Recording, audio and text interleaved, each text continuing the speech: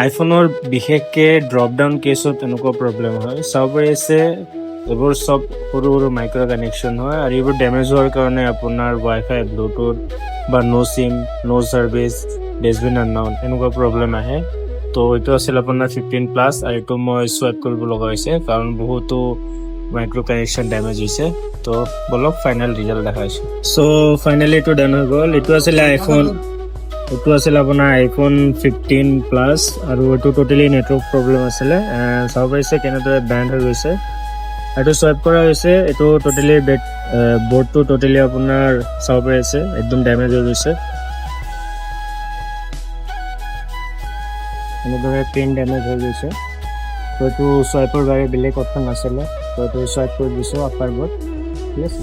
তো ফাইনেলি এইটো ডান হৈ গৈছে। তো আপোনালোকৰ যদি এনেকুৱা কিবা প্ৰব্লেম থাকে তো ভিজিট কৰিব পাৰে আইফোন গেৰেজত। এইটো টোটেলি আপোনাৰ নেটৱৰ্ক প্ৰব্লেম আছিলে, IMEI শ্ব' কৰা নাছিলে, ৱাইফাই ব্লুটুথ একো কাম কৰা নাছিলে। চাব পাৰিছে IMEI শ্ব' কৰিছে এণ্ড ৱাইফাই কানেক্ট আছে।